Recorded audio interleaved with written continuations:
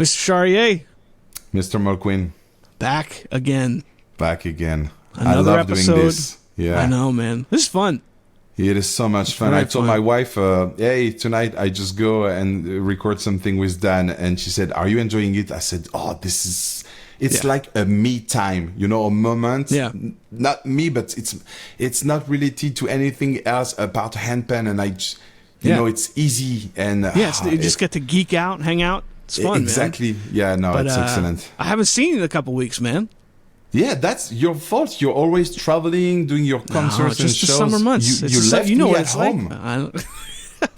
Alone. Yeah, just the summer months, man. I just got back. I did the Fantasia Handpan Gathering in California. Nice. Was that was pretty cool. Yeah. I got to meet past guest Cam Steen in person. Yeah, excellent. Yeah. Very cool. His mustache is real. Did you double check? I tried to pull it off. Oh wow! Just didn't. No, I'm kidding. No, but he's cool, man. And his set, we were on the same night for the concert, and he did all this bass music, electronic stuff. It was very fun. It was very fun. But for the listener, I guess to be 100% honest, we record these a couple weeks in advance, and we're coming up on Pan Tribe soon, man. We're gonna be recording some stuff live. I will forgive you over there. You know how you because you left me at home. Because I left you. Yeah. Yeah, you know how? I can take a guess. It's probably beer would be my guess. We are in Belgium. We'll be in Belgium, bro. A 6-pack of Duvel beers. Ah, Duvel. And we're good. We're friends again. That's a lot. That's a lot of horsepower, right? That's like 10% alcohol or 8, something like this. I think it's 8 something. Let me double check, but it's 8 something. Duvel. Yeah, it does the trick. It does the trick. It works. It works. It works. But no, it'd be fun, man. I'd get over there and record some of these, not on webcam. Get some guests, whoever's playing the festival. Yeah, bro. I really look forward to just do some episodes over there. Yeah. All right. How much is it? Double check. It is Image.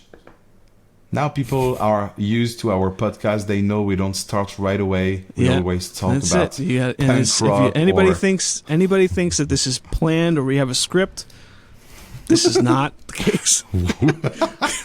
Take your time. You might be on a bicycle or cooking. That's right, bro. I cannot find it. I'm losing. But I think it's whatever it is. It's heavy. It's 666. 666. That's it. The devil number. But no, man, I'm really excited. So me too. The Fantasia was the first kind of summer show festival for me, and I'm doing a bunch. As are you, I think, right? You're doing a few, or just Pan Tribe? No, honestly, this year I'm back to Handpan Festival slowly but surely, only with Pan Tribe, and October I might do some other stuff, and nice. I'll see. Yeah. But anyway, that's a couple more weeks from now. Today we have another new artist. Yeah. Somebody who's really, really exciting to listen to. I'm going to butcher the name, Maja Wlazly. I think you did good. Thank you. No, sounded... You try. It sounded Polish. I tried Maja Wlazly. Wlazly. All right, it's one of the two. I think, we'll have to ask. Yeah. We'll have to get her to clarify. But anyway, Maja is she's relatively new to the handpan world, but she does some stuff that's really, really awesome. Yeah. It's very original. It's very fresh. A lot of loops and odd meters and all this kind of stuff. Yeah. But she's trained. She has some degrees and stuff, right? Yeah. And you talk to a lot of people who are. They're familiar with, the new talent, the new players, the new everyone, and a lot of people are excited about this girl, and for good reason. If you listen to her music, it's really great. So anyway, I'm excited to talk to her. I know you are as well. Me too. Let's do it. Let's do it. Maja Wlazly on the Handpan Show. Boom.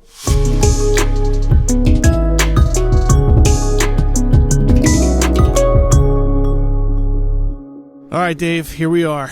Yeah, here we are, well surrounded. We are well. We have good company here today. Do you have the expression in French, where there's smoke, there's fire? Do you know this expression? Yeah, that makes sense, yeah. So everyone myself included, that when you talk about like new players that you're extra excited about hearing their stuff, the name Maja Wlazly, she'll tell us the correct pronunciation. Good. Her name comes up with just about everyone that we talk to, which is pretty incredible, because there's a lot of people that we have talked to, and I would say 5 or 6 people have all said her. Yeah, like it's pretty cool. It is. But Maja is a handpan artist. She's a loop artist. I have this thing where I think anybody who understands the ins and outs of Ableton is just a genius, because I know that it's so complicated. So she does a lot of stuff in Ableton with loops, handpan, other percussion. There's some instrument, like some video where she's literally playing the plants in her apartment. She's very talented. She's here with us today. Maja Wlazly. Welcome to the show. On the Handpan Show. Just to set it straight, thanks you guys. What is the correct pronunciation? Maja. Okay, that's Wait, one. It's I'm gonna tricky tell you. one. No. I go first. Okay. It's Yeah, because you it's try. tricky, so I'm a bit Polish. Listen, it is Maja Wlazly. Yeah, exactly. He just was No, it? don't give He him just that. said You this. just mumbled Wlazly. it. yeah, but even if you spell it a bit wrongly, it's still okay. But the It's truly okay, pronunciation forgive us. is Maja Wlazły. In Polish, Wlazły. it sounds Wlazły? Wlazły. Wlazly. Yeah, but Wlazly is Excellent. okay as well. I understand. Maja I Wlazly. heard actually people in the podcast like Laurie telling Wlazly, and Yeah. it was pretty cool. I Yeah. like this version. Yeah. Well, I've known Lowry for I don't even know how long, since like 2015, and I still don't think I say his name correctly. Like, Yeah, I well, just you- said this. well- I'm not sure it was correct. Laurie? yeah, Laurie. Yeah, Lowry, but then yeah. it's hard. it's tough to say. Volio. Yeah, Volio. it's Momo. because then it's almost like a V, Volio, but it's spelled with a W.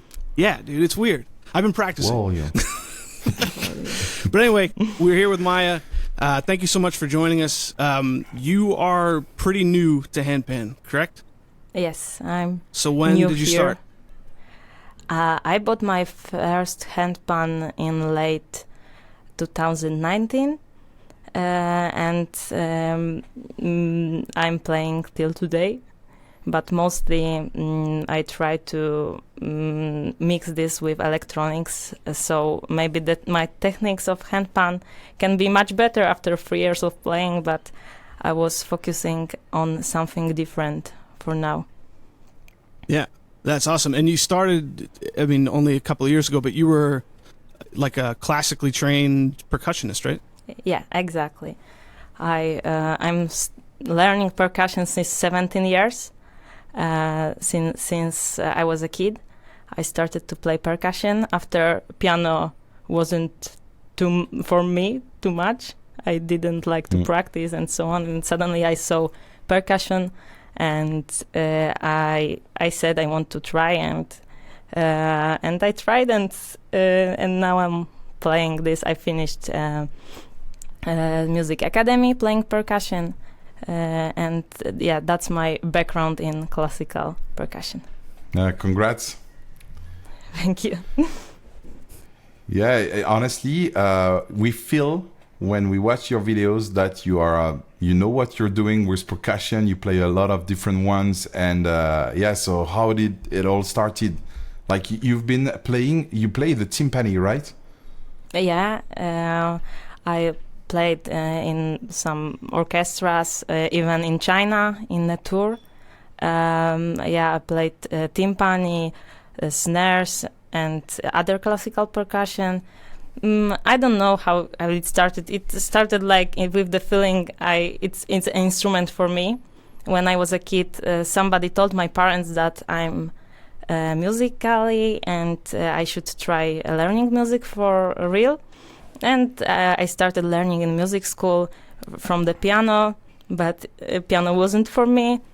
Then switched to percussion, and I don't know. In a high school, I decided I'm gonna go to academy, and I finished this academy playing percussion in different places. Which That's percussion is your favorite one? Marimba, definitely. I feel honestly that handpan has something from marimba, but it's easy to take with you for a gig. It was hard to transport marimbas and other stuff. Yeah, and sometimes I timpani. still play, but mostly I try to play my own music now. Yeah, that's great. And when did so classical percussion, marimba, when did kind of the more like modern music come, where it wasn't reading sheet music and, you know, looping and hand, like when did all like that interest start? That's a pretty long story, because I was interested in handpans and tongue drums and so on, in all maybe oriental percussion, different kind of drums that are not really taught in academic community, let's say. We are more focused on timpani, orchestra stuff. Of course, sometimes we play more rare instruments, but usually this classical percussion. Well, then I started to be interested in handpans. I couldn't afford, obviously, for one, because it was so much money for me. And then I started studying music therapy. And I told myself, yeah, that's the time, because music therapy needs some instruments that are easy to play with other people. So I decided to buy a Ravvast. Ravvast is less expensive, maybe it can't get untuned that easily like handpans. So I started to play handpans, the Ravvast, and I added myself to so many tongue drums groups. And then I saw in one Jeremy Natak playing, and I thought, whoa, I want to be that guy, and I want to play like this with me, with only me, and making music that it's so complex and so impressive. So that time I started also talking with Jeremy so much. We get to be friends, and he told me I have to try handpan. I joined his workshops in Austria, and I thought, yeah, I'm gonna buy handpan. I raised my money, started playing, and looping comes later. After I feel, I'm gonna learn to be like him. That's awesome. Yeah, he's a good one to watch. Yeah, how do you go from so the shift from marimba to the push machine? How did it go? Like you were trying to combine both. You knew you would go into that direction. Well, I've never been super good in computer stuff. I've always heard I'm kind of analog person, you know. I was more into real instruments, and everyone Acoustic, was saying that it's for me. Of course, and that time I was playing only compositions made by somebody, not by me. And I felt like, oh my God, I would love to compose myself, but I didn't feel I have this kind of abilities. I felt like I'm just gonna read notes and play other pieces. And one day I told myself, maybe I'm gonna start learning. I bought myself firstly Boss looper, but I didn't feel it too much, because I have to have bigger screens and prepare everything before better. Maybe Boss is for somebody that want to play immediately, like click and it's looping. And I felt I need more preparation. And I bought Push, started learning, and step by step I realized maybe it's my kind of thing. I started composing my music and I like this. So now I'm composing my stuff.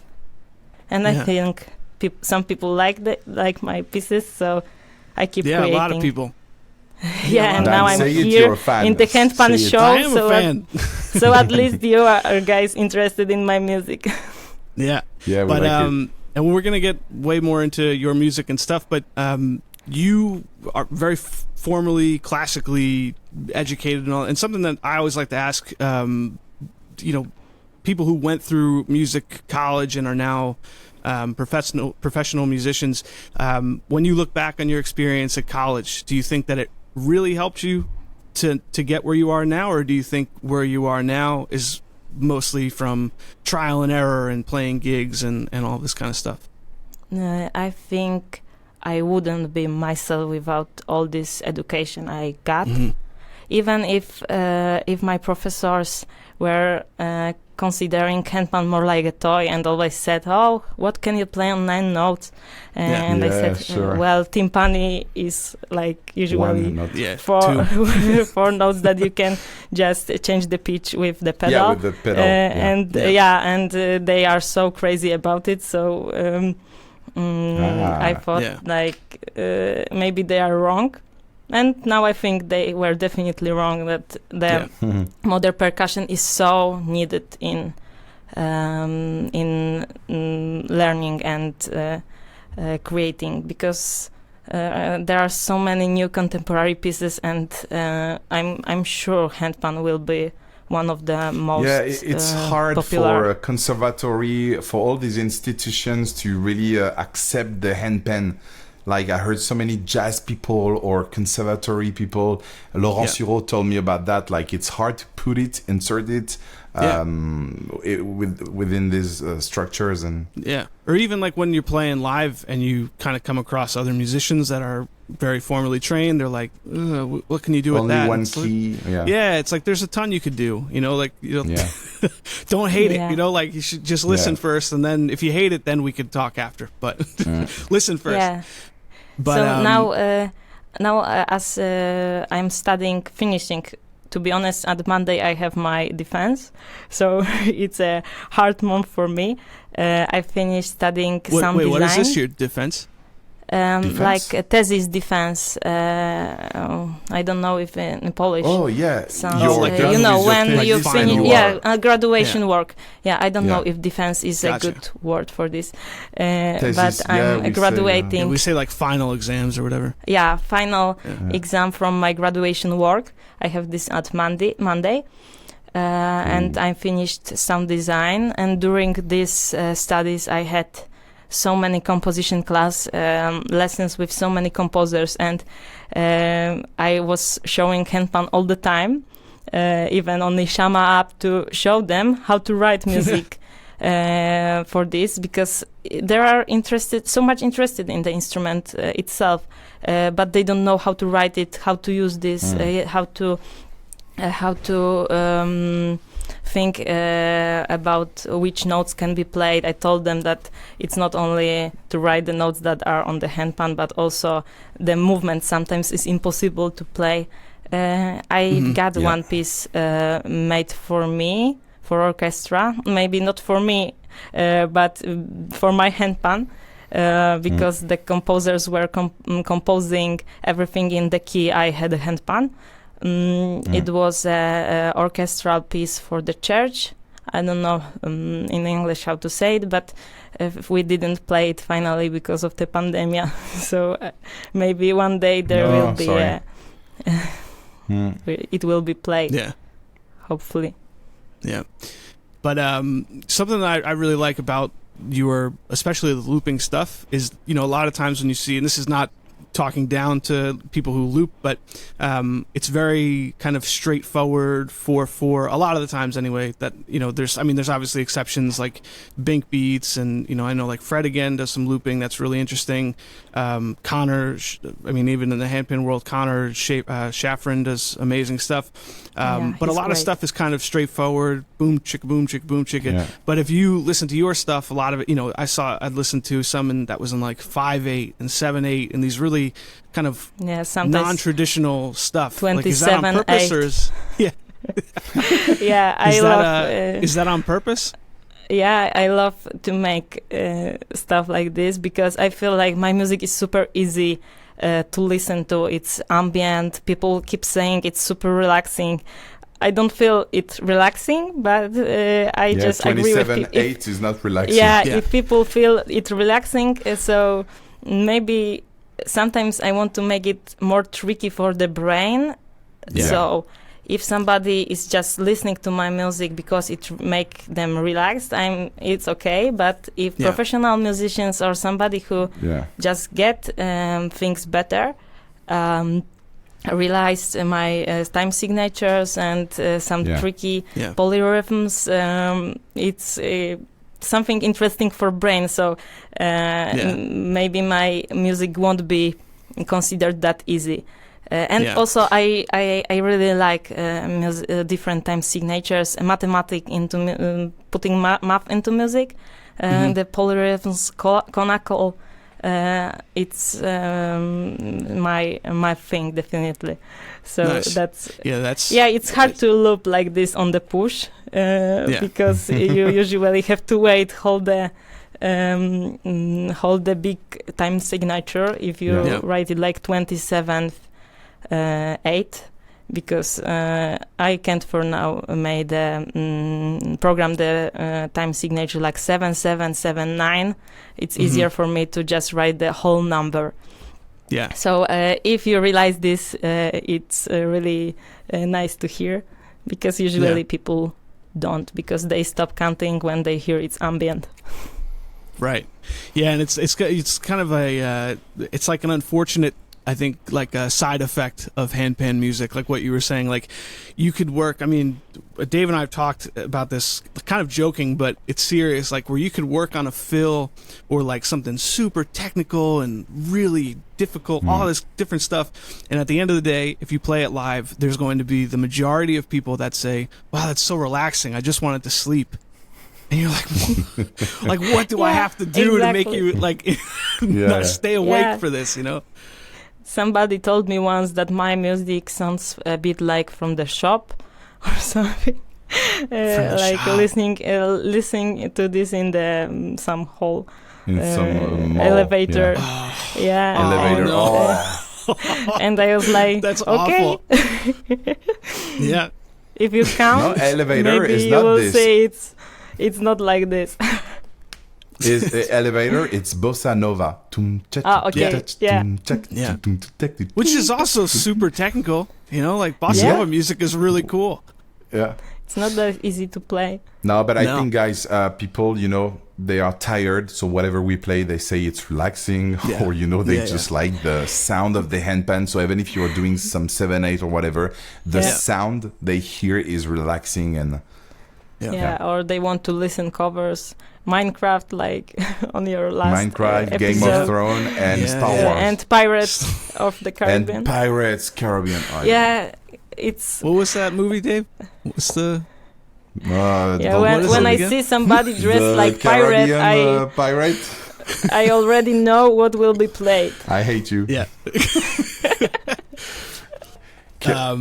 You have to tell. It's my favorite Jack Sparrow thing. You know, it's my favorite. One of my favorite running jokes with Dave is the French can it's very hard for them to say the movie Star Wars.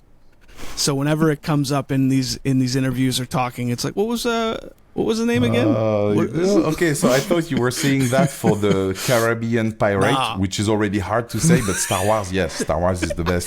Star Wars. But anyway, speaking of the loops and stuff, are you you have stuff on your? Unless I'm missing it, I looked on Spotify. You don't have anything on Spotify?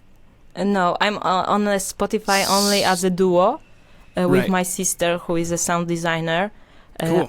Before I learned how to loop and do myself the stuff, I've been making music with my sister, and our duo is called Unive. I have to write it down after, so because it's so hard to write. Yeah, I think I saw it written. There's a lot of U's and I's and A's and stuff. You have to send us the correct spelling. But the stuff that's on your SoundCloud, though, the stuff that's on your SoundCloud, it's all recordings of your loop stuff. Like when you're sitting down to write new music, is it important for you to be able to do everything as a loop? Or is there a part of your writing that's handpan sounds cool, these other elements sound cool, who cares if I could play it live? Or are you just loops all the way through? On my SoundCloud, I have pieces mostly that I'm able to play live, because they are just my live session recorded. But now I create more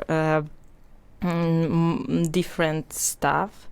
I don't know how to call them, that are not only about looping, but also about my expressions, emotions, and some stuff that are more referring to classical percussion, but also some looping stuff. I hope this year or next year I will public this with Future Rust, because as I was talking with Larry, and he told me he really would like to have my music on his label. So I'm still preparing this. It takes me a lot of time, because I'm always I wrote already one album, and I didn't public this because I felt like I can do better, and now I'm just fixing it, making it again. And I really won't just say, just make my music and say, okay, it's good, I send it, and let's publish this. But it's always that's like a tough thing to do. Yeah, but I know I should do it, because you never get how to say it, okay with your music. You always want to make something better. At least I have something that. But always that's not a good something. thing. We should have should put a line and said it's okay. I will make different pieces that will be better. But for me now it's super hard to do. So on an album, you are producing everything. It's not live looping. That's what you said. You wanted more, just to have more. Put your emotion and stuff. So you're not recording everything live. If something is How do looping, you process? that's hard. If something is looping, I try to record all the loops playing, not the loop that will be duplicated. So it won't feel so much all the same. Or sometimes I'm just cutting it to not to be all the time the same. And now I wrote a piece that is more like playing in line and adding different layers later. So it wouldn't be possible to play it live, because I'm playing all the time on the handpans. I wouldn't have time just to click on the push. Maybe I can record the background before, but that means that I have to play it all the same each time. That's not the point. But I already made some kind of sketch of this piece, and I performed this with AI installation. My friend made something on the Max that camera gets your movement, and it affects what is played. And he was playing with his body together with me playing handpan. So that's the piece I've created. That's pretty crazy. Especially for this. And now I'm developing it even more. So maybe without this AI layer. But if he want to perform this, I'm always it's super interesting to do this. Yeah, that's cool. You have to add the robot to your your sister and a robot. You are your new own stage presence. theremin. Yeah, you are a theremin. Yeah, that was the point. Yeah, okay, it's sorry, it's I'm super having fun, interesting. but AI is so you have this it does some pads, some wave sounds. It's proper notes like or is it usually it depends where are you standing. Actually, we have a map like where you can stand, and you can for example, it depends. You can program it again always before the gig. Okay. But when we were programming this, it was about putting your hands up, for example, to change the pitch. Cool. Some kind of when you are walking around, you change the granular synthesizer. We added so many samples that are in different places. So, for example, if you stand in the right corner, you have different granular synthesizer, and you can change its pitch down, up and down. That's or awesome. Cut some frequencies. You can make change the tempo, so it may be whoa, and it may be. Wow. Oh, if we have here some festival organizers, you need to book Maja, and I want to see that, those movements, this dancing. It's like a drone plus, and you know what Korg? Do you remember the Korg? Chaos pad. Yeah, you the remember Chaos that? pad. That's right. Chaos pad. Yeah. It's like this, but with your body. That's awesome. Yeah, and it's easy to carry. So we've played already one festival in Poland with this. So Nice. yeah, book me, please. Yeah, book her, guys. Yeah. Yeah, it's still, we kind of said it in the intro, but I mean, it is kind of early days for, people are just kind of discovering you now. I feel like we, like to a surfing analogy, we're like before the wave breaks right now, like that's in a couple of months, maybe you'll be too big to come on our podcast. But, True. but, Thank so you, guys. outside of your solo stuff, you also have a band called Vela. Vela. Yes. Is that so? It's a 3-piece, right? It's you, a drummer, and a bass player. Yeah, and all of us has really hard to spell surnames. So Hey guys, Vela, isn't it in Stranger Things? Isn't it the name of one of the bad guys I don't in know. Stranger Oh, Things? no. Vela. Vela? no, wait. No, I tried it's to remember. Vecna. Vecna. Yeah, close. There No, you go. Vela was supposed to be constellation, a star constellation. I don't know the word in English for the meaning of this constellation. It's something you have on a boat, some kind of material on the boat. Wait, I don't I know. just try to write it down. The sail, the stern. Yeah, The- the sail. okay. Yeah, exactly, There the you sail. go. Wow. So it means the sail, but it's a star constellation. Nice. We just tried different names, and this one was pretty easy.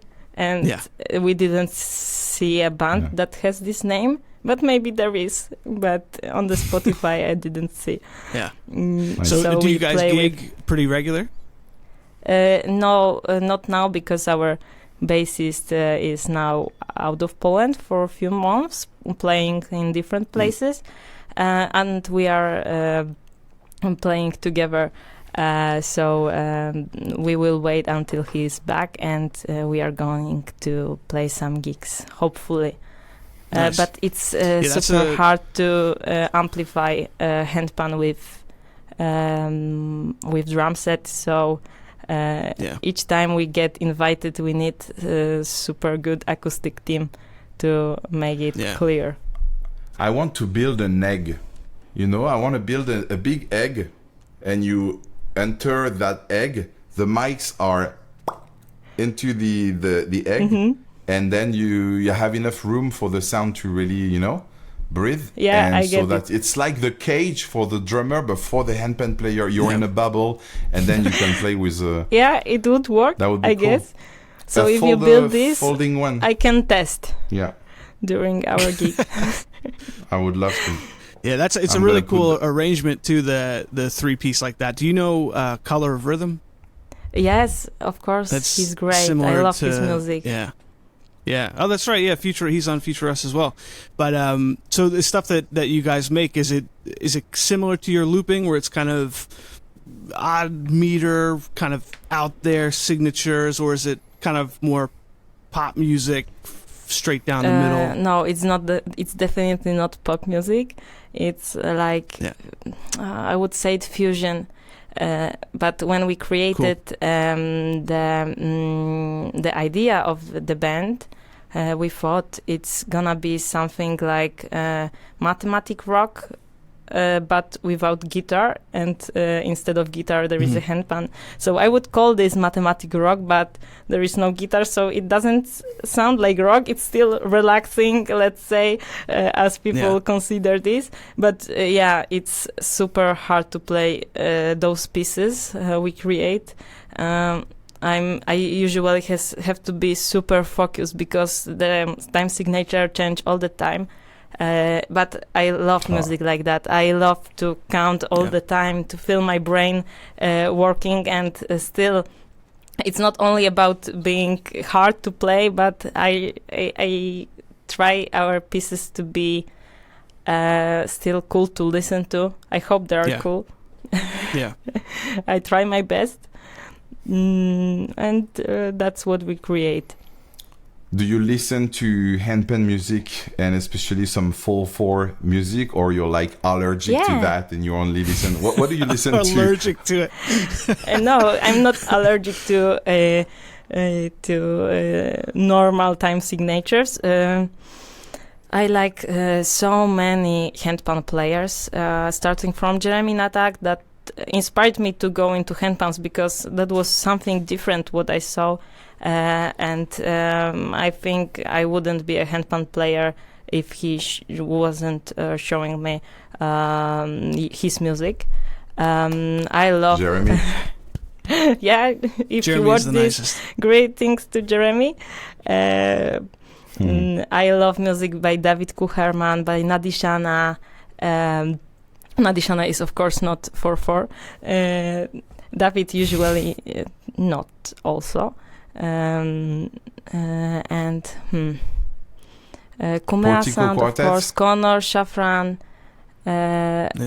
Cabesao, of course, all the players, Manu Delago, wow, he's great. I love his music. There are so many people that inspire me, but I don't try to follow particular one because I know that I can't. I just can make my kind of music that it's maybe sometimes strange, but it's mine. It's something when I write music, I write something that I would listen again. You know, I don't write something just to write, but something that I would listen to. Yeah. Sometimes I get. That's the point. Sometimes I get comments like reverb stonks on TikTok, but I still feel if this reverb is showing my music, I will use it. Yeah. I don't know. That's the one thing about some of like the the math rock and some of the artists that do like weird time signatures and weird keys. I like a lot of it, but some of it, it's like, do you think this is good, or are you just doing it because you know how? Like it's that weird balance of you need it to be different, but also still good. I don't know. It's and the players that you mentioned, like Nadishana and David Kay and all these guys. I mean, they play some really, wacky time signatures. But if you listen, just kind of close your eyes and listen to the music, it's still really good. Which is the same, I think, about your looping. You were. I was actually kind of happy to say, like, when you count it, it's like 7, 7, 7, 9, because sometimes when I listened, I was like, all right, I understand, and then you would throw this weird bar, and you're like, I was just starting to understand. I love my compositions that are in 15th, 16th. So first you feel it's 4/4, and then there's this something. Yeah. Is it Jack right Sparrow. or not? Suddenly Jack Sparrow appear. And then Jack Sparrow is. What's the verb for when your leg is? When your leg, your sometimes. It's Jack Sparrow. He cannot made walk properly. Wood. He's. Limps. Yeah. Limps. Yeah, that's the thing with odd meter. Sometimes you are into it, and then there is the. Limps. So I when I create my music, I feel about moving to this music, and when it's 7, the moving is like swimming a bit. I don't know. I really love this kind of vibe when playing different time signatures, and usually I don't think oh, now I will write music in 7/7/7/6. I usually try on the piano firstly. I have to remind which handpan scales I have and which I can play. I try to a piano, and if the groove makes me feel, wow, this is okay, this is cool, I try to write it down or record this in Ableton. And then I'm okay, it's 7/7/7/6, for example. Then I know which time signature it was. I don't push myself to write like this. I feel it before. Sometimes it's strange, but sometimes I wake up with idea or something that's stuck in my head, and I have to check if I didn't hear this somewhere, because sometimes I feel my harmony. But the harmony is like in many songs the same. The harmony is reminding me something, but I don't know what. Then I change the rhythm. This is horrible. So I made it. Yeah. I had it once with it makes the complete different feeling.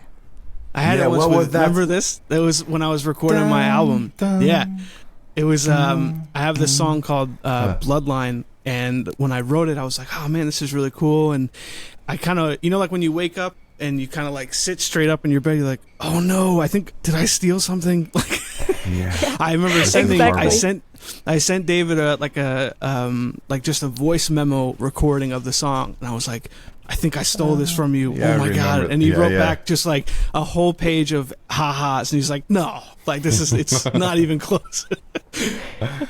Sometimes it happens.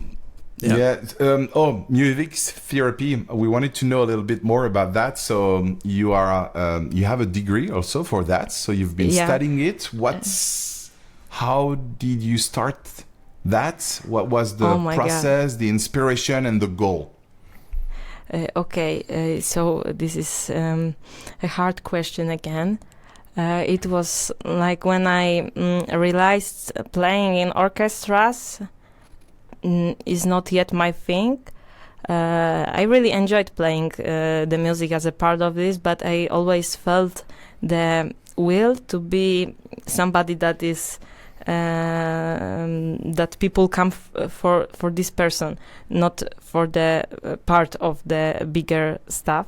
And I was trying to find myself then, and trying different things. Also, my parents are doctors. My dad is a dentist and mom is a doctor. So I thought maybe something that family stop ask why my Maja isn't a doctor. So I will try to do something that is that combines music and therapy. So I started learning this. And that's why I bought Rabas later. But I feel like music therapy is my thing because I like to talk a lot. I like to show a lot of music. I usually work with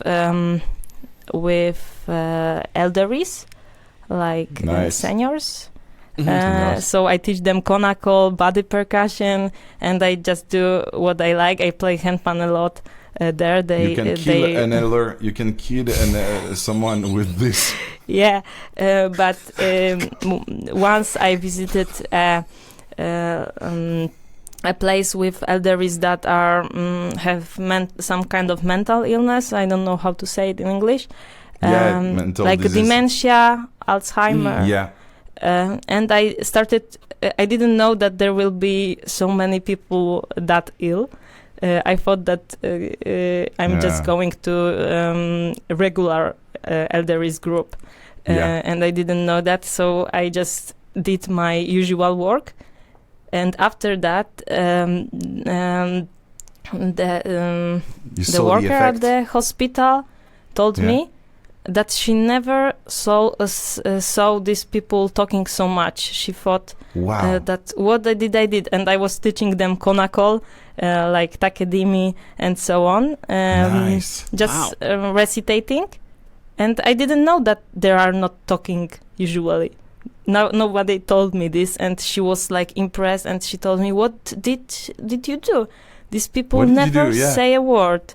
Yeah, Wow. they So just it stopped unlocked a while them. ago. It releases them. Yeah, Nice. because I was keeping recitating, clapping hands, and I just was following them without thinking too much. What are they saying? Wow. Also, I thought it would made be them the contrary. Like, they couldn't get what it is, and it could. But no. Wow. Wow. Yeah, and Wait, so they get it. And so wait, enjoyed they it. used the conical, and then after you taught them conical, like were they speaking like they were speaking to each other, speaking to you, or were they just speaking like conical? We are just speaking together. With Sometimes others, yeah. I make parts on the group that somebody is saying takite and somebody is saying taka, and I make polyrhythm, like choral rhythmic. Wow. Sometimes I teach them to do stuff, different stuff with legs and arms. It's really really important for elderis to make stuff that cross your symmetry of your body, like making some movements with the right hand on the left side. So I just encourage them just to dance, but respecting the pulse of music. So let's clap for 2 and 4. Let's do something. Sometimes I bring different time signature. Because I feel like it pushes your brain to a different level, and it keeps your brain working in different ways that usually done every day. Because every day you brush your teeth, you make some kind of newspaper games. And you watch TV, but you don't recitate, you don't sing, you don't dance. Yeah. That's why it's so important to do this with elderis, because it keeps them still with us. Not. It's amazing to see what the music does. Like, some people, as you said, they are used to do some mechanical stuff. Every day, and especially when you get older, you only have a few stuff that you are doing. You don't have an active life, and just seeing that sometimes the music bring another signal in their head and body, and it makes them doing stuff they've never done. I mean, all these exercises with conical and stuff. It kind of unlock things, and for their brain, which could be sick, ill. It's ill. It's nice to see that you are kind of breaking some little chains or mechanism, and it has an effect that you maybe didn't expect before. But it's really interesting to hear about that. Yeah. I have Excellent. one woman who comes to my place with her little daughter that has some kind of illness that makes she couldn't walk.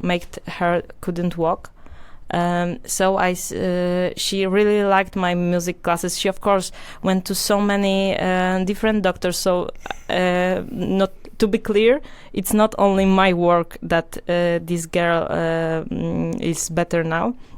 But together with her mom, we were playing so much music. I started to put some bracelets with maracas on her feet.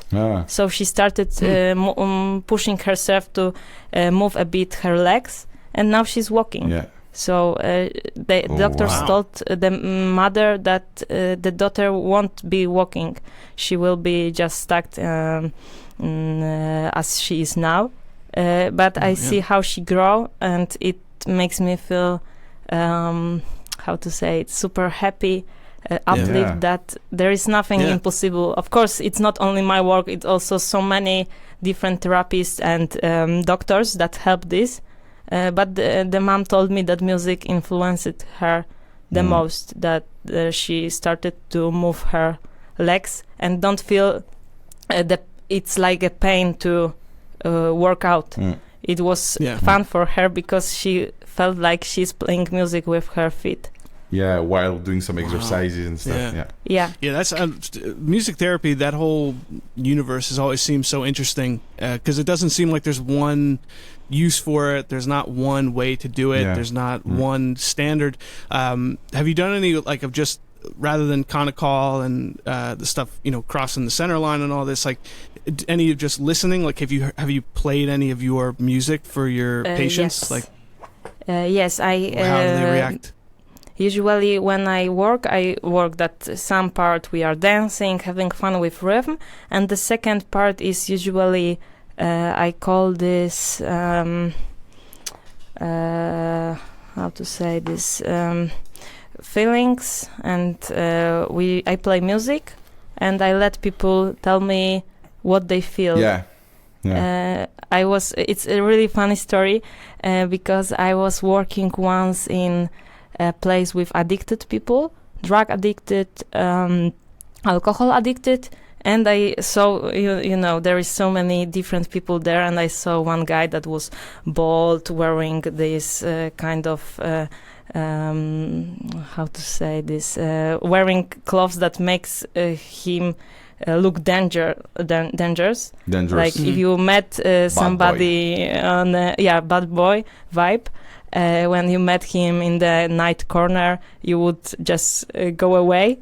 When I was playing, he suddenly stand up and go out, and I thought it was silly for him and just to listen to music and do stuff. And after all the classes, he came to me and he told me that he was about to cry, that so many emotions was inside him that he just couldn't stand being there with everyone is showing his emotions, and he just had to left. But that my music influenced his so many feelings that he started thinking that he's gonna learn guitar after he go back home, and that was really, really nice, because my first impression was that's a bad guy and he won't because music therapy is for people that want this therapy. It's not for somebody who don't believe it will help. You should believe it will help, because otherwise it's pointless. If you don't want to play, if you don't want to dance, if you don't want to relax, you are all the time somewhere else with your mind, it won't help you. You just have to have a will to make music therapy help. And I thought that guy won't have this will, but he told me that it was something different for him. Wow. So thanks for sharing. It's super awesome. Super inspiring to see the effects. One other story of the handpan effect on people. We have a few more questions before we take a little break. Okay. So the world of handpan players is pretty small, and as you know, but we are seeing more and more female. It used to be kind of a smaller group of female player, but it's kind of growing, and we're so happy to see that. Who are some of the female players that are inspiring you, that you are listening to? First of all, it's Marloy. I love her music so much. Her her expression. I was so happy when she wrote me on Instagram and asked me that she will be in Poland and if I want to meet. I was super happy because she was like a top player for me, and I didn't believe someone like this will see me. And we spent so much good time jamming and so on, and I hope that we will have an ability to jam again. So Marloy is definitely a person who inspired me. I really love music by Amy Naylor also. There is so many different kind of female players. I love how Maja combine her voice with handpan sounds. I think there will be much more women playing. Yeah, and I'm one of them. Yeah. Yes, and this is also obviously. For us, man. A lot of comments that we've gotten are to have female players on this podcast, on the show, and we're actively trying to schedule them. So you are our first female handpan player as a guest. It's a big deal for us. I'm feeling super grateful and proud that you chose me for the first female player. I will encourage all the women to express themselves, to show them their music, Yeah, I don't know if we can say that we have more handpan player that are female, or if we have more just female broadcasting their music or showing what they are doing. I don't know if it's the number of female player, but more we see more female player showing, releasing, exploring, building a set and touring and doing stuff. So I would love to know that if it's just a matter of number of just they are more willing to share or because at the festivals and workshops and stuff, it seems like 50-50. There are a lot of, but then, then you listen, like you go to like the albums and the festival lineups, and there's not so many. Statistics. I have this platform, MasterTheHandpan. You may have heard of it because it's the best one. Yes, I have also some courses. I'm kidding. So I wanted to say that the statistics says that I have like more female students than men.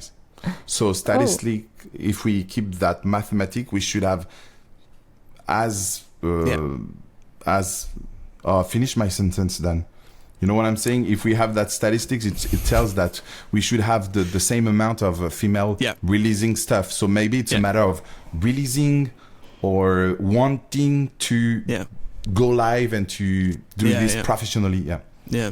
And then one thing, I mean, if this is, a weird one for you to answer, we could cut it. But for you, it's always kind of, when you see online, you see people comment like, this is such a great female player. This is one of the best female handpan players, the best female this, the best female builder, blah, blah, blah. For you, is it important to be kind of categorized as like a new female handpan player? Are you like, listen, I'm just a handpan player, like it or leave it? Like I just, where do you stand with that kind of stuff? That's exactly a point. I feel I love encouraging women to do stuff and so on, but I don't want to be just a percussion female player. It makes me feel, she's worse than men. She is in a different kind of course, in the sports, you can compare women and men running because we have different bodies statistically. Sometimes, of course, the women is stronger than the men, but usually she's not. But in playing instruments don't have sex. And I feel like it shouldn't. I don't want to be a female player. I usually, I don't know if I should say this, but I also try my body, me being female, not to show it too much on Instagram. I try to wear neutral, so not to get comments about my appearance, my body, because it's a part of being a woman playing instruments that if you wear something different, you get so many comments only about your outfit, only marriage proposals, which I get on Instagram. I don't know why, from random guys. And even if I'm not wearing clothes that sexualize my body, but that's also a big part, maybe that why women don't show up playing music. Yeah, and that's like anyway, when I was reaching out to book you, there was a part of me that was like, oh, this is cool, like it's our first female handpan player as a guest. But then I was like, oh man, I don't even know if I should bring this up because I don't want you to think that you're only on here because you're like a female player. Like you're on here because you're a really good player. So I was curious where you stood on that. But I mean, that's a great answer. Of course, sometimes you feel like this, that you are female and that's why they brought you. Or, of course, I don't feel it like being here like this. But sometimes I have thought like this. But I try not to think too much because I'm overthinker usually. Also, when I was studying percussion, I was only one. I was only one woman on my academy studying percussion. Most of the time, I was only one woman studying sound design on my academy. So I get used to this, that I do men stuff. and I don't want to be treated differently. I hate this. Exactly. It makes me feel so it's weak. not like, oh, there is room for you female players on the scene. And honestly, we brought you because we like your music and you're so talented. And we are mentioning the female player thing just because people are telling, where are the females? And so we're like, here is one. It's but important. She's just good. Yeah. So. Some time ago, I saw a post about female players somewhere, and I was like, why we have to consider that somebody is a female and she should show up because she is a female, and that's the reason why she should put her music. No, you should put your music if you feel you are ready to put your music, not because you are female, man or... we never say there is a male player. Yeah, he's the youngest player. He's the oldest player. Yeah, we should just play music as we feel, and don't think too much to be better because of the gender and so on. Yeah, like underrated. When we say underrated, he's a really underrated artist. It puts these people in the category from which they cannot really escape, or it creates kind of a basket in which you put that person. Oh, she's in that category. No, you are in the category of a really good player and a nice composer, and that's it. So thank you so much for mentioning this female stuff, because I think it's important to just encourage people as they are, not because they are women or male. The Handpan Show is brought to you by MasterTheHandpan, the world's largest online handpan educational platform. Whether you're a beginner, intermediate, or advanced player, or want to learn from one of your favorite players, MasterTheHandpan has everything you need to improve your skills and have fun. Feeling lost while searching for your first handpan? MasterTheHandpan has you covered with our one-stop marketplace, connecting you with reputable makers to find your perfect instrument. Join our thriving community of over 15,000 handpan players and share your passion with like-minded handpan enthusiasts. Master the Handpan. Learn fast, have fun. All right, Maja. One more thing. I know you said you listen to the shows.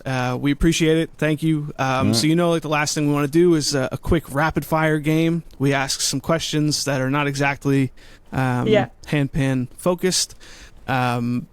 If any quick stories come up, you tell us. If not, we'll just move on. The first one, what was the first album you've ever owned?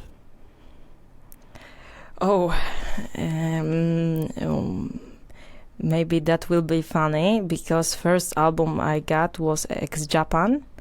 It's a metal band from Japan. I really love the drummer there, Yoshiki Hayashi. So when I was a kid, I was super into this Japanese metal music. So that was my first album. Of course, I got some albums of classical music for playing concert as a kid, but I don't really remember. The first that I wanted so much was this one. Nice. What is your dream collaboration? Oh my God, there is so many collaborations that I would love. For example, with you guys, I would love to play some music with you both. I don't know. I love collaborations. I love to create something different. So if you want to record something with me, just ask, and I'm straightly into. I just like to create different music with different people. I feel like we all have something to say, and when I hear somebody different with different kind of playing than me, I try to add my layer to this, and I'm really, really interested what will come up. Cool. Nice. Who is one artist that you love that people would be surprised to know? Okay, that's gonna be funny, a bit like guilty pleasure, but I really love Gigi D'Agostino, L'amour toujours. It's a song that when it comes on the party, I'm like an animal. I start to dance crazy. It's my favorite piece to dance of all time. Oh, I'll have to look this one up. Is it enough surprising? It is a big surprise for me. L'amour toujours. Yeah. This is French. L'amour toujours. No. Yeah, I thought so. Yeah. Guys, just check this out. You have it there.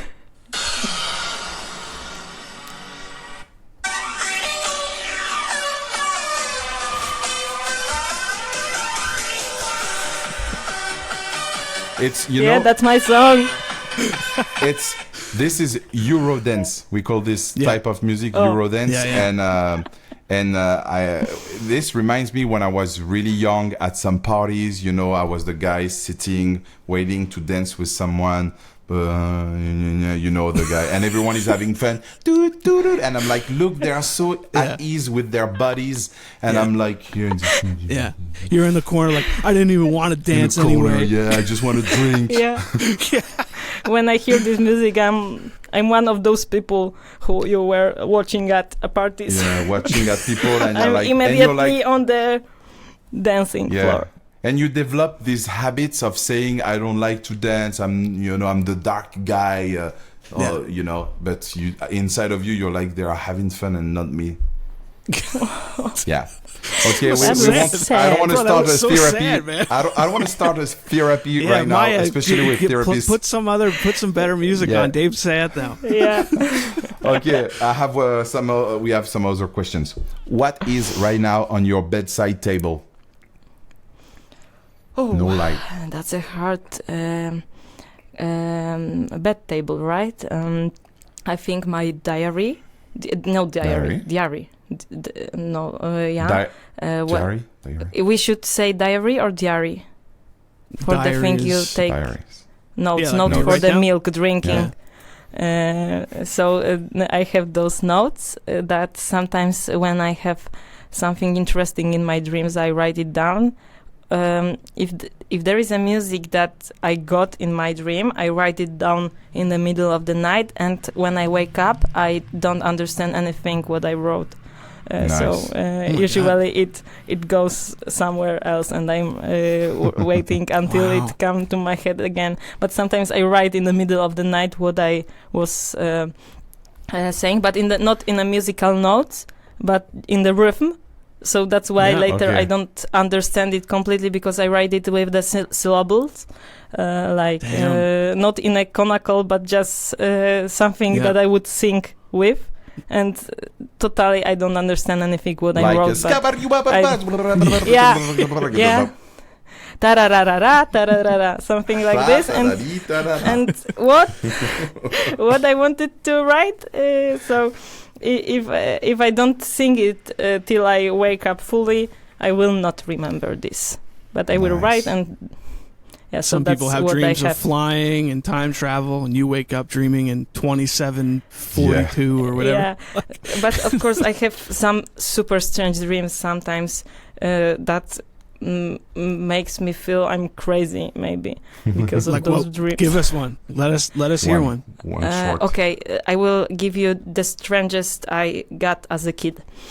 So I had a dream that I have a jar on my head, and I see people in front of me, and I can't breathe because of this jar on my head, and I try to say them, put it, take it up, and so on, and they don't understand anything, so they just take this jar from my head and ask what did I say, and I said I said take it down, take it up. And then they take my skin from my face, and then I try to say them put it on my face, but they can't understand me because I don't have skin. I don't know why. And if they put this skin again, and I tell them put it, they put the jar on my head, and it's a loop that never ends. That sounds like the worst dream of all time. Yeah, Okay, it's super makes sense. super bad nightmare. If somebody, some movie director, listen to our podcast, your podcast, maybe he will have idea for the horror movie. Yeah, interpretation. Yeah, or Yeah, for you can use my dream. Don't worry, director. Yeah. yeah, head of jars, So yeah. jarhead. Yeah. What is your most embarrassing moment on stage? Oh my God, I don't know. Sometimes when I was playing some contemporary music, my sticks fly somewhere and I catch them immediately, like on my diploma concert after finishing high school, because my arms were so sweaty that I couldn't play, and my stick just fell somewhere, and I catch this in the flying, and people thought it's a part of a piece, so it wasn't that embarrassing, but usually when something embarrassing happens to me, I try not to make this I try to be an actor on the stage. I never show that I'm feeling embarrassed, and people were clapping hands when I did this, so they thought it's a big part of the show. Yeah. Excellent. What is your favorite food? Oh, that's a hard question. I really love Asian food. I love sushi. Me too. I love pad thai. Pad thai. And Indian food. I love some kind of, I don't know the names, but usually when something is Indian, I really like it. Because butter chicken isn't really Indian, as I heard. It's just called for European Indian, just to feel we are eating something Indian. But I really like butter chicken. Who is your current favorite handpan artist? Oh, that one is hard. There is so many great players, and I'm afraid when I won't say some of them, I will feel embarrassed later. There is Manu Delago, Cabesao, Conor Shafram, Jeremy Natak, you guys, Kumea Sound, Marloy, everyone that I mentioned before. I listen to every of them. Color of Rhythm, of course. Very diplomatic answer. No Very favorites for Maya. Yeah, I don't have favorites. Ones I forgot. No favorites. What are your? It's when on stage when you want to thank people. Yeah. I want to thank the organizers and the food and the sound guy, and you forget. It's always when you stand up. It's like you stand the up. Ticket guys. The entrance. And the cleaning people who clean the stuff. Security. Security. Okay. Yeah, of course. Security. What is your? What are your hobbies? Outside of music, what do you do during the week? Now most of things I do are music related, from the sound design till the music playing, just playing gigs. Recently, I'm really interested in sound design in video games. I'm working for some of them. I can't say it's a hobby because it's now a work, but I really enjoy doing this. And from something not related with music at all, I really love snowboarding. It's my favorite sport. And I'm sick if I don't go while winter somewhere to snowboard. Of course, I'm sometimes worried about my hands because I broke my hand once when I was 10 years old on the snowboard, and don't then do I was playing also with snowboard. Yeah, don't do looping. I was playing only left hand on the drums, but still I think my right hand is better playing. Like I'm right-handed, and nothing happened because I had my right hand broken. But I hope I won't broke any arm. Yeah, I can break legs. You can't do that now. But I try not to break arms. Break a leg. All right, last one here. What is the one song that makes you happy every time you hear it?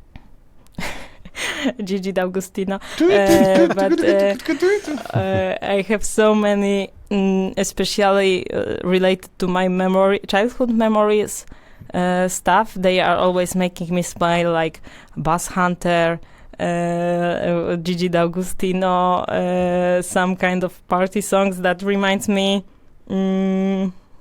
good times. If the music is just I'm interested in music because it's complex, because it's really cool written. I usually have different thoughts while doing this, and not always I'm happy. Because sometimes I'm stuck with my thoughts, and this party music makes me happy always, because suddenly the memories, even if it's not super complex, it's like more funny now. It makes me feel happy. Nice. Okay, so ready for this one? We love to ask it to the people we interview. If you had $1 billion, you upped it. Yeah, no, well, 1 million. $1 million no, was not enough. $1 million. No, because 1 million you can think about it. 1 billion you're like, okay. And also now it's like $1 million is like one house. Like that's not. Yeah. We need to account for inflation. Yes, I felt like billion. We should change inflation. it. Billion is better. Yeah, where is the inflation in that question, bro? $1 million. What would be the first thing you would buy? Oh, be honest. God. 1 million. I wish I will. I know I will have 1 million one day. I will get it in some kind of lottery. I try to believe this, and then I would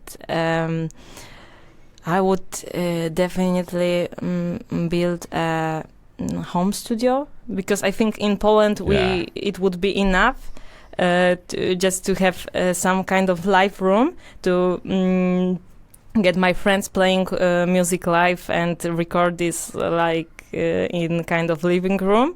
And the second one would be super big studio with everything that help making music, and so much gear, maybe so much handpans with different scales.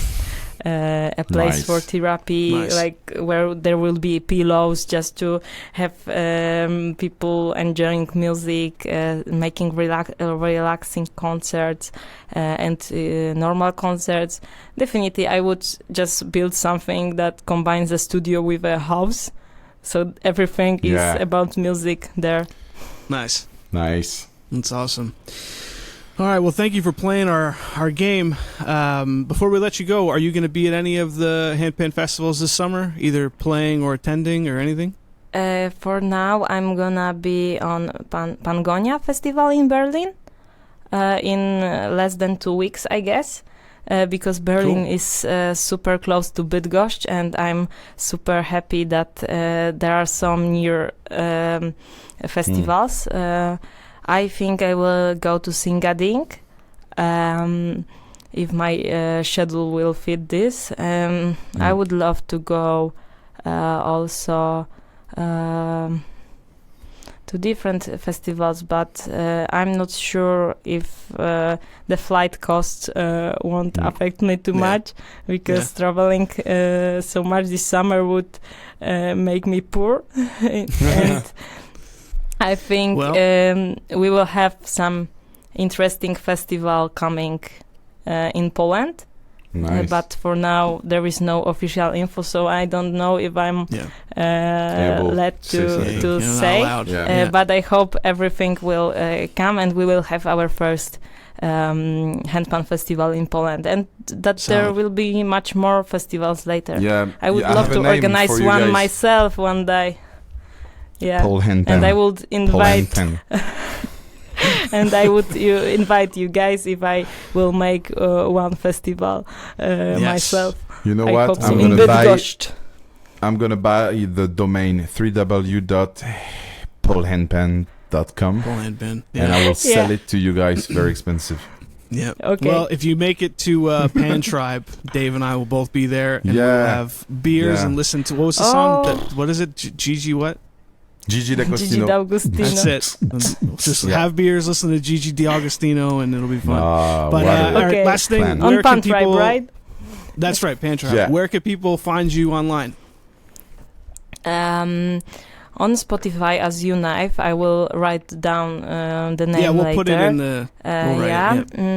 As Ewela on YouTube and Instagram, as Maja Wlazly without this strange L. On Instagram and TikTok and YouTube. And on a SoundCloud, but I didn't update my SoundCloud for so much time, so I'm not sure if there is cool pieces there or just me experimenting and testing something. But you can listen to, because I know some people told me they listened me on SoundCloud and they liked it. So that's it. Mostly I put now things on Instagram. I hope I will make bigger pieces on YouTube, but usually it's super hard for me to record them and feel good enough after doing this. So sometimes it takes me like few days to record the real take. Like day after day I record. Sometimes the light, I don't like the light, I don't like the capture. So that's why I don't do YouTube lately. But I hope I will do it again, because it's easier to listen the whole piece, not just sketches and ideas as I do on Instagram. And also Instagram cuts quality, probably. I'm not sure. And usually people don't listen with headphones, so that's the other thing. Yeah, if you know my music, just listen with headphones, please, because usually it don't make sense without. Yeah. Nice. Well, Maja Wlazly, Handpan Show. Thank you so much. Thank you so much for hanging out with us. Yes. We'll see you soon. A pleasure. Thank you so much for inviting me. It was a pleasure for me as well. High five. Our pleasure. High five. Ciao, ciao. Yeah.